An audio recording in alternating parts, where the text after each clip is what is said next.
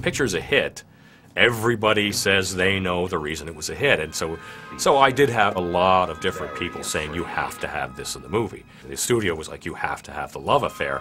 And Mel Brooks was saying, you've got to have more blood and you've got to have somebody's face ripped off. One level was a juggling act. You know, I did need to appease the powers that be at the time.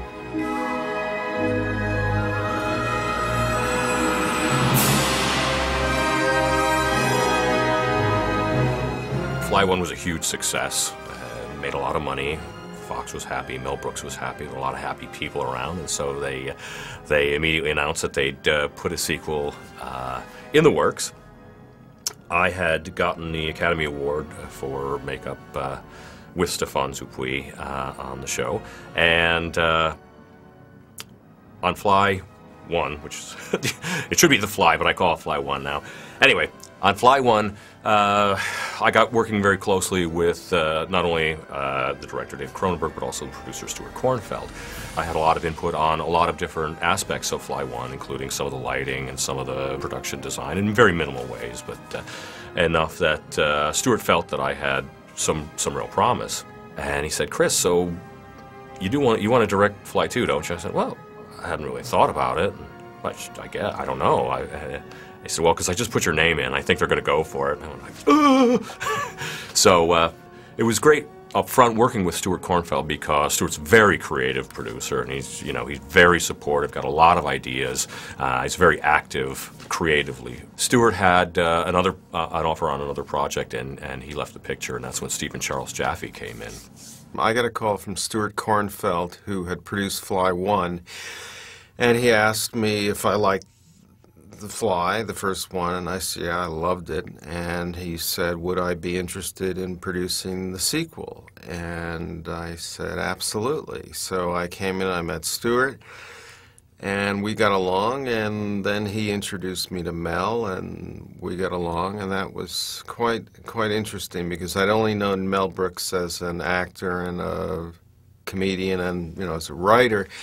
He told me it was Chris's first movie as a director, that Chris had done the effects on the first one, and I knew he had. I knew who Chris was as a special effects makeup artist. I was impressed with the fact that, first of all, in his position doing special effects makeup, he'd worked with some amazing directors, including David Cronenberg, and I knew that for him to have the reputation he did as a really great professional in his field, he had to be prepared. He had to have contingency plans. He had to have backup plans. The difficulty on this movie was that if things didn't go right with the puppetry and the makeup, there wasn't a lot you could cut out to pick up your schedule, and this was something that Mel and I had discussed going into the project. And Stephen Charles Jaffe was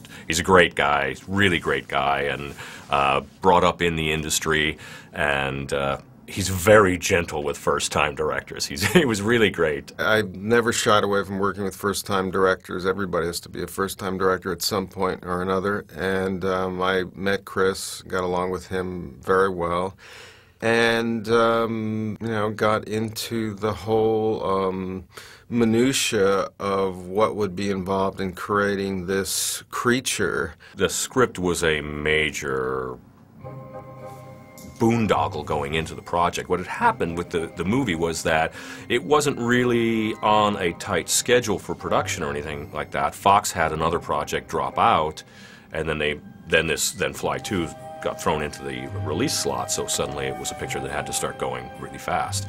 And that's when I got on the picture. Now, what had happened previous to that was that Mick Garris had done a script on it, which was a very sort of family-oriented, more of I won't say a kid's film, but it's a relationship between a kid and this bug monster, basically, which had its interesting aspects. That script had already been long abandoned by the time I got called in. I came in when Jim and Ken Wheat, I think, had just been hired. I'm not sure.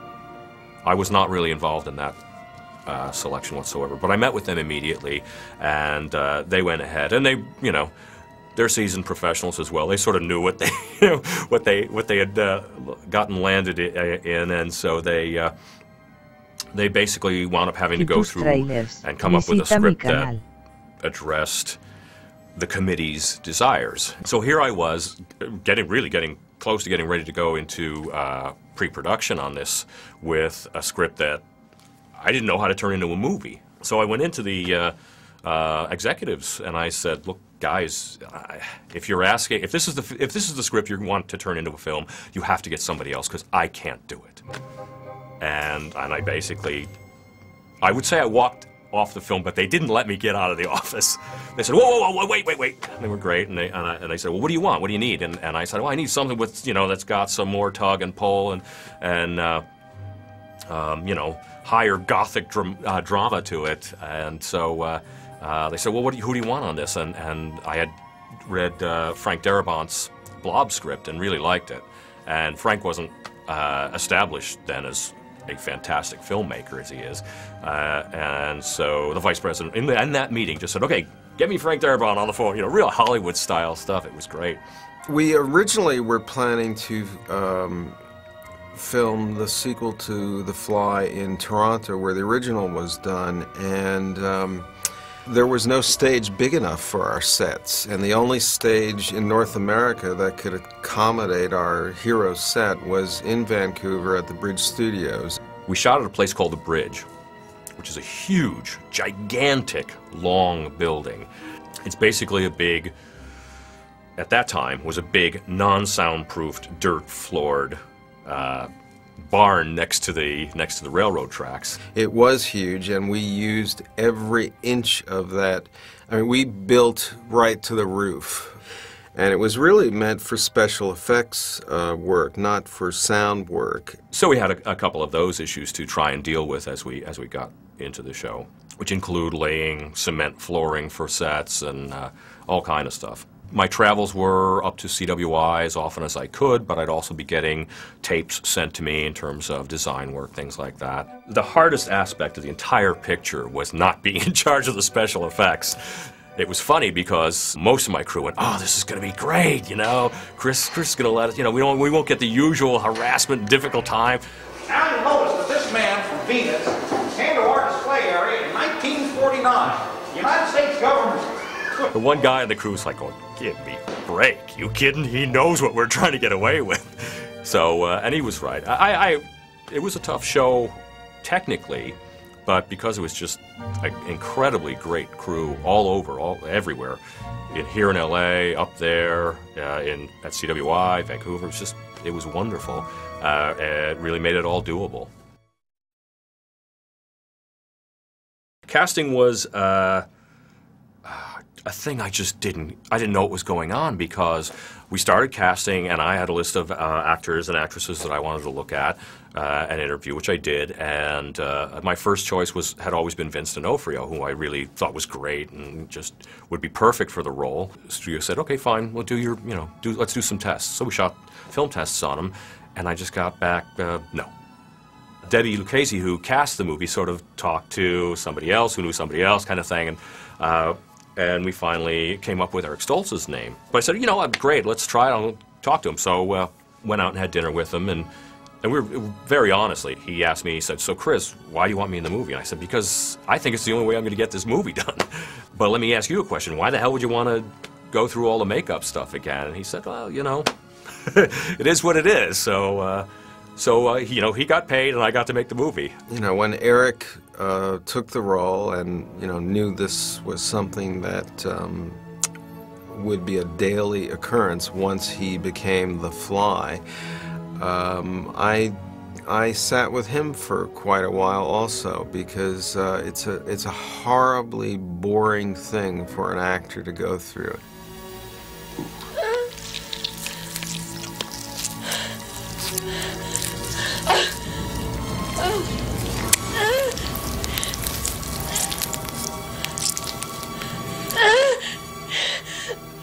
I can see so much better now. Beth, if you stay a while, I'll show you a magic trick you'll never forget. And once we had him, I got assigned Daphne Zuniga. It was literally the next, or no, I think it was that same day that they kind of said, yeah, we'll go with Eric. I got a call and said, and I think it was Mel Brooks saying, okay, you're going to use Daphne Zuniga, and because he had used her on Spaceballs and really liked her. We were a little uncertain at first because I don't know that we'd seen anything else of her work, and looking at her in Spaceballs, which was, you know, a totally different movie, it was hard to kind of say, yeah, okay, but she came in and read and was fantastic, and we cast her. That was it. Are you new here? I've been here 5 years. 5 years? They still have you working nights? I work days, too. When do you sleep? I don't. You don't? Lee Richardson was Debbie Lucchese's casting director's suggestion, and he was wonderful, wonderful actor, extremely professional, had a great sense of humor. He was always joking about stuff on the set. Happy birthday, Martin. Thank you, everybody. Well, blow out the candles. Don't forget to make a wish.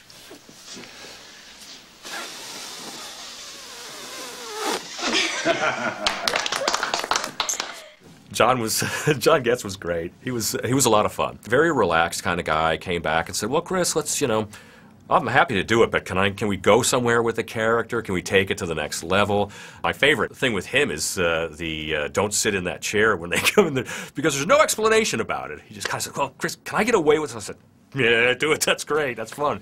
I don't think anybody picks up on it or anything, but it sets off his eccentricity right away as you get in there. Don't sit there.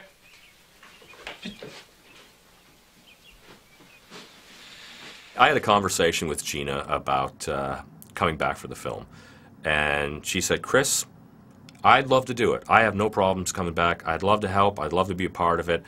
I just don't want to do a birth scene." I don't know whether she had read the script. I don't think she had, but she had serious problems with the birth scene in Fly One. I mean, it was emotionally upsetting for her, and it was just one of those things that really affected her. And she just said, "Chris, I'll do anything you want. I can't do a birth scene, please." You know. So she was great about it, but I was sort of stuck up a tree with that one. Oh my God! There's something wrong! I can feel it! Y tus trailers, visita mi canal. I went up to Vancouver to look for a local production designer, and there were sort of 3 name production designers available at the time. But then Michael Bolton walked through the door, and Michael's, you gotta meet him. He's just a big, goofy sweetheart of a guy. He knew the first movie and loved it, and he just, you know, kind of rolled up his sleeves and said, "What do you guys want?" And, you know, Chris told him, and he built it. And he had the best crew I've ever worked with. They were fantastic. They did this amazing set. I don't remember the exact dimensions, but it was the biggest set ever built on that specific stage. And I should say that the Dog's Pen, I can't believe no one brings this up in this high-tech place where everything's, you know, clean cement. We have this dripping, scummy, archaic, medieval pit with straw thrown. It's a sewer. And nobody ever said, "No, that doesn't fit." It's emotionally the right thing. And I remember when we did that set, and I told him, I said, "No, the top is the beautiful, real-world area, the high-tech, everybody's happy, and they look in, and it's living hell. You know, it's got to be. It is a dungeon." And I was really happy with the way that looked. I was just really thrilled.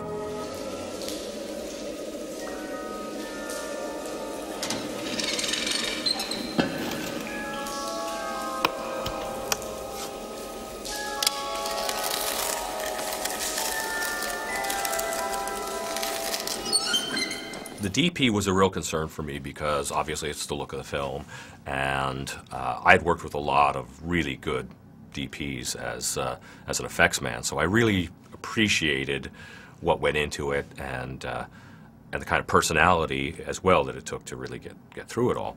I had no idea what kind of director I was really going to be because I hadn't done it before. So Robin had done the Hellraiser movies, which I really, for a low-budget picture, I really liked the look of, and I could tell that this guy knew what he was doing and, you know, how to get the most out of a given situation. He was an absolute savior of the entire production because he was not only so professional, but had such a wonderful sense of fun about everything. And the whole crew was just incredible. It was one of the most enjoyable productions I've ever been on in any capacity, just for the sense of family that the crew had. I mean, the crew chipped in and bought a pool and set a pool outside the studio. We brought in, I don't know, a few tons of sand and put sand around it and set up a beach for the end of the day. So we had something called Electric Beach. It was called Electric Beach because the electricians and the gaffer,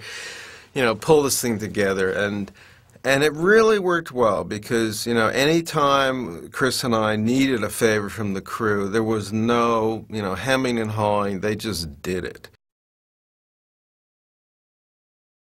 Directing actors was the thing that I knew the absolute least at that point. It was challenging for me because Eric works in one very specific style. You know, he was into character. He wanted to be called by the character's name. He had Martin on the back of his chair. Daphne was brighter, cheerier, in character when she needed to be, out laughing with the crew somewhere else when she didn't need to be.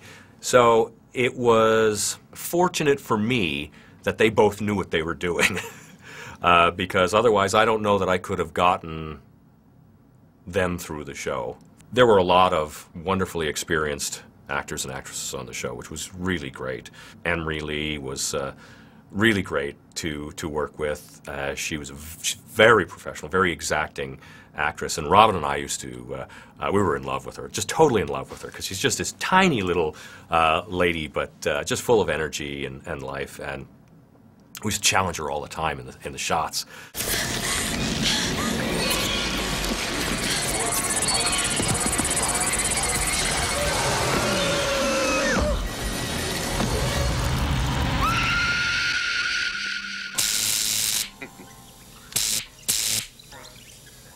Gary Chalk, who played Scorby, I didn't know it at the time I hired him, was actually known in Vancouver as a comedian.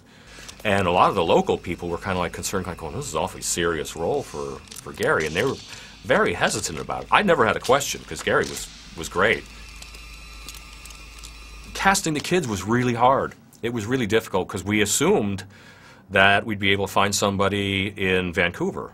And there weren't a lot of kid actors there at the time. Harley Cross emerged, basically, as the option. He was a little bit testing the water when he got there to see what he could and couldn't get away with. You know, I've got this disease. It's so rare, there's only been 2 people who've ever had it. My father, and now me. I think he only had trouble with one scene where he had that long speech where he's sitting with the dog. And he loved hanging around the set. So I was very fortunate that I got him, because I think had I actually had to use some of the other choices that I had made, I would have struggled a lot more on the set with him. Matthew Moore, who played Baby Eric, we called him, very, very cute kid with the attention span of about 1/30th of a second. It was the biggest challenge, was just to get him even pointed in the same direction for more than like 3 seconds. Lee did great. We had trouble. We did a good number of takes between he and Lee. But Lee was very good, finally started really getting his attention. And you can see it in the movie where he's, Matthew's wandering in one shot, but then for all his close-ups, Matthew's talking to me. The dog issue was one of the biggest issues that went through the entire thread of making the picture, because when Frank came up with the script, I read it, Frank, you kill a dog. And even Mel Brooks was going, you can't kill a dog. You can't kill a dog in a movie, you know. And Frank goes, no, you got to kill the dog. And, you know, I realized he was absolutely right. So the dog had to be the sweetest dog in the world. And the dog got everything right on the first take, and everybody else was still rehearsing. So he was wonderful, and then we had to basically destroy him. That was a consideration tráilers, that I wasn't sure about, and that was canal. one that we had trouble at CWI coming up with, because if we made the dog too recognizable, it really was going to be difficult. So it had to be over the top, and it was John Berg who came up with the design for the mutated dog, and CWI, I hope the crew will someday forgive me, but they went to great pains to build, I think it was 3 puppets for that gag, and built full armatures, mechanical rod puppets that were very hefty and strong. And literally when we got up there, and this was, I don't know, maybe even a week before we were shooting the scene, I just kind of went, there's something wrong. This mutated dog looks too healthy. He looks too vibrant. I mean, he needs to look like he's helpless and in pain. My crew was like looking at me, drumming their fingers, going, "Yes, boss, of course, boss, you're right, boss." And so what they had to do was literally go in and rip all the guts out of the puppet, and it's literally a rag doll hand puppet with a couple of rods on it in the movie, an emergency maneuver there. But I just wanted that really pathetic, inability of the animal to really function well. It was an interesting moment on the set when we shot the demise of the dog, because normally you're on a set, you do a take, and there's a tremendous activity, everybody's scooting over here to get their coffee, to do this, to do that. We shot that scene and we did a take. It was just dead silence. The entire building, which is a huge building, we had our construction crew in the building and everything else. It was just silence. Everybody was, there's a huge crowd huddled on the monitor off the set looking at this thing. And it was amazing that so much emotion could come out of an actor and a rag dog puppet, basically. When I took the picture, obviously knowing that CWI was going to do the effects, Mel was never in question of that, which was great. Fortunately, Chris and this whole team really had their act together. It wasn't just a team, they were an ensemble. They were like a troupe of actors, because each person, from John and Stefan down, were artists, and they were used to becoming the characters that they were puppeting. I then had to come up with a configuration in my mind for the crew to make sure that they would be able to basically handle the picture as if I wasn't the director, as if they were handling the picture with a director. And I picked a longtime friend and very experienced effects man, John Berg, to sort of head up the effects end of it, all the puppeteering and whatever incidental cocoons and all that hard stuff. Action, one.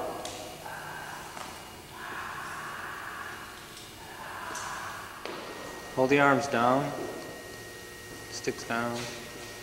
Stefan, as a natural, to do the makeup. I think Stefan and all those guys did an amazing job, and it helped the movie, it helped the character. The design phase was probably the most difficult, because I had a lot of very creative, very talented people working at CWI at the time. And I really wanted to give them the chance to come up with something on their own, to define something on their own. I basically said, I want this monster, I want 4 arms on the thing, and I want this many stages in the makeup, and they came up with a bunch of designs, a bunch of widely varied designs.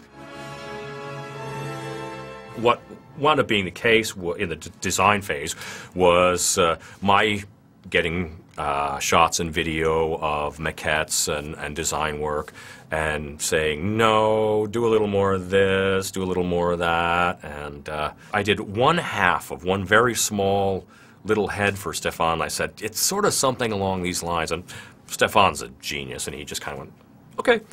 Came up with a series of heads right away for the design stage. And I said, good. Anytime you're ready, and action!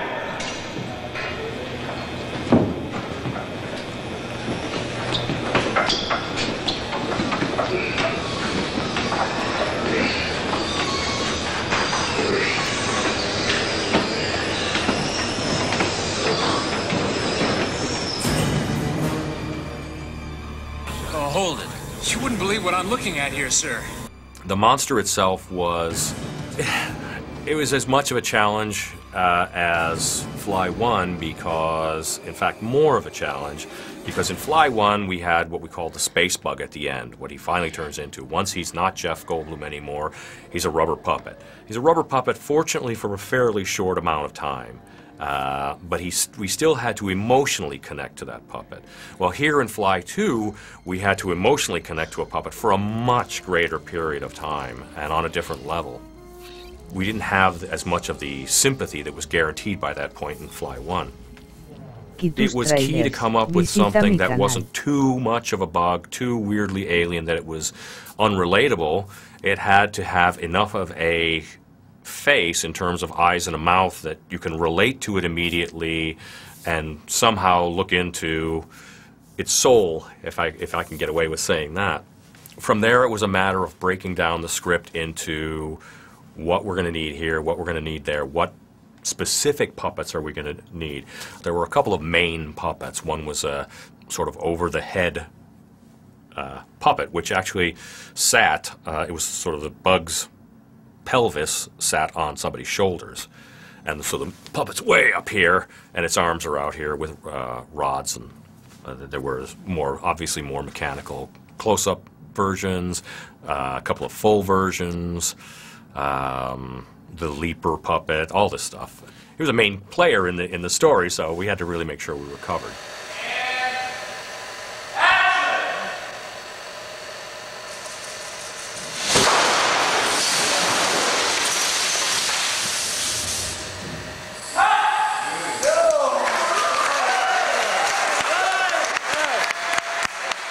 Coloration was the fun part. I wanted to get that metallic look in there, that blue bottle fly look to it, and I think that came across really well. The eyes were, I think they were the only real nightmare part about the puppet effects work, because the eyes are the window of the soul, as they say, and to look in a couple of acrylic hemispheres and find a soul behind it is not necessarily as easy as anyone might think. And so I pushed CWI left, right, and sideways to come up with as many versions of the eyes as possible, which they did, and they were diligent in their efforts. At first it was like, oh yeah, give me something wild and different, but I still want to, see if we can relate to it. And then it was like, no, I think we need something. I think we even tried something that looked pretty human at one point. I think the sort of rust-colored ones I picked because they had a natural warmth to them. And also it worked as a contrast to the blue of the rest of the bug and stuff, so it accented the eyes a little bit more. You've got to get it right with puppets, or they fall apart visually. You spot the seams pretty quick. The whole Cocoon issue was pretty interesting. Again, we came up with a couple of different designs, and I just kind of went, I don't want to be that exacting. I want to get something that's a little, it's a sci-fi horror movie. We need to get something new and a little different look in there. And I wanted to sort of forecast the iridescence as well. The half of it was used in the scene where Eric is changing in the hotel room. And it's a challenging makeup. It's quite, obviously you can see, it's all-encompassing. And also he was locked down on that couch for the entire time we shot. The great thing about Eric is he knew what was involved. He knew that, he was there to get this done. The sooner he got it done, the sooner he could get out of the makeup and get up off the couch. He was brilliant. He was great. He was fantastic. In fact, he was actually, I think he was at his best when he was in makeup or dealing with the puppets and things like that. And the interesting thing is his character physically metamorphed the way that his makeup did. So I think it helped him tremendously as an actor to have all this on him, and the fact that it just didn't happen instantly also was beneficial. And Eric was scared. I don't think anybody wanted to get near him when he was made up like this. So it worked on and off screen. About the telepods, you must tell me what the magic word is.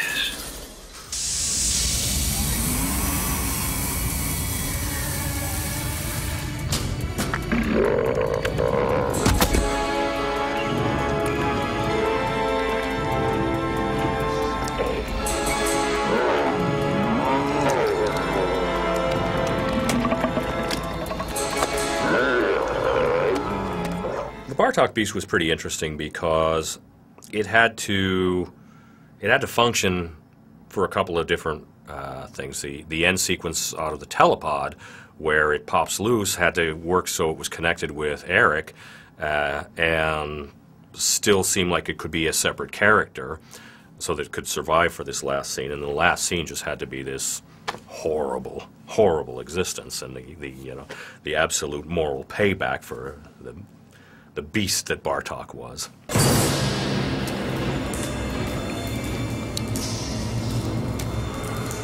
So I wanted something that really, just was not recognizably human. But still, you wanted to be able to say, yeah, that's Bartok in there. So I didn't want anything that was just, a weird bug, a weird thing. It had to be just a totally disformed thing. I thought that was a great ending shot, and, I thought Frank had done a great job dramatically bringing it back around and setting it up and paying it off.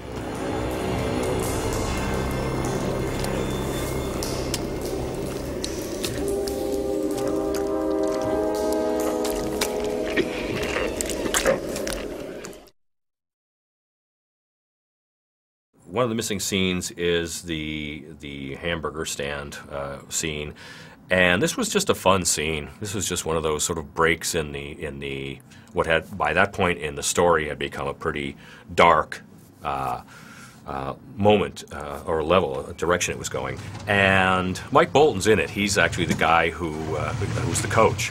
What the hell have you idiots done now? And in fact, there's a lot of the crew in this movie.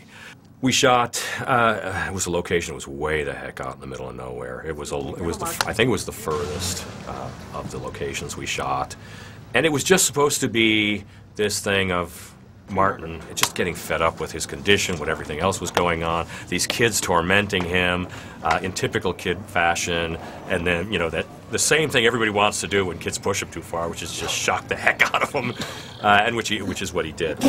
Unfortunately, I had an editor who really knew what he was doing, because he told me even before we shot it, he said, "It's not going to be in the movie." I said, "It's going to be in the movie. It's a great little scene." And cue. No, cut. I said, "Oh, come on! I got to shoot this scene. I got to see this scene."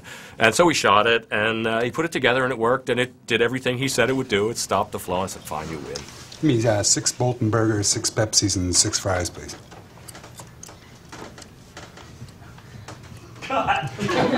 The houseboat scene was a scene that was inflicted upon us by the studio. They wanted a happy ending, and I don't think they got the dynamics of the payback. And I just kept telling them, I said, "This picture ends on the fly. It ends on the Bartok beast getting his. Nobody cares about anything after that. That finishes the drama." And they said, "Well, we want to know that they're happy and they're together and everything else." And I hated the concept of the shot, of the scene. That was a quick. I did shoot it so that it could be used in an absolute emergency, but I really, really, really, really, really did not want that scene in the film. We had it on a test screening up in the Bay Area, and it was like one of the biggest notes from everybody in the audience was, "Get rid of the houseboat scene." And it was great. The same executive who had really insisted on it came back and said, "Chris, absolutely right about it. It's out." Which was great. We edited in Marin County in town of Ross, in a great little storefront we rented.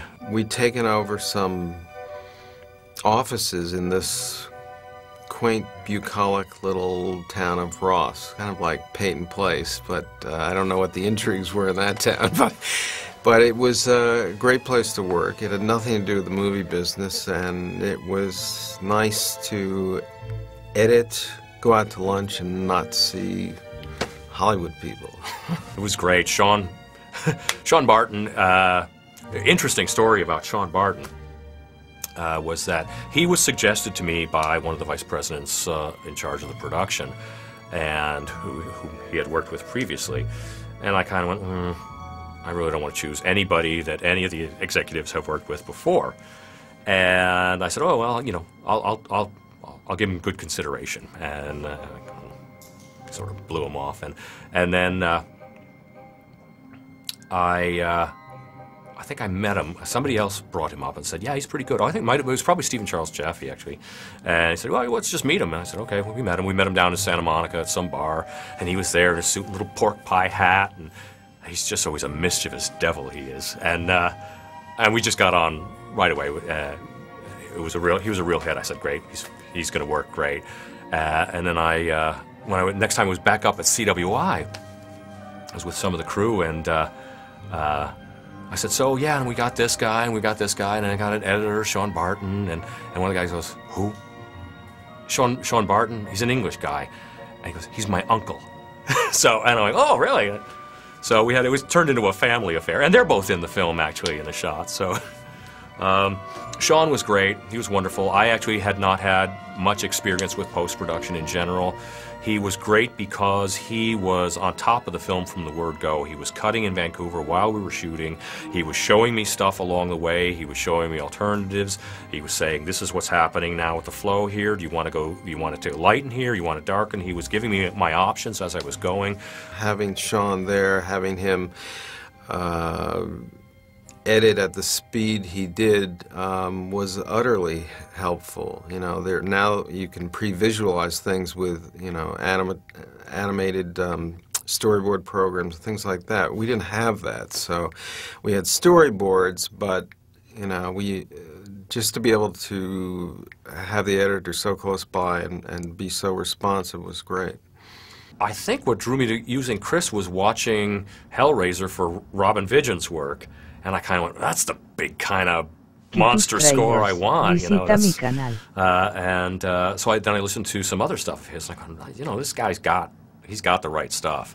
And then talked to Mel about it and said we want to hire Chris Young, and he said great, and we did. I remember so vividly that when Chris decided to hire me, what a magnificent rush of thrilled energy that came over me, because it was a film that I really, really wanted to do.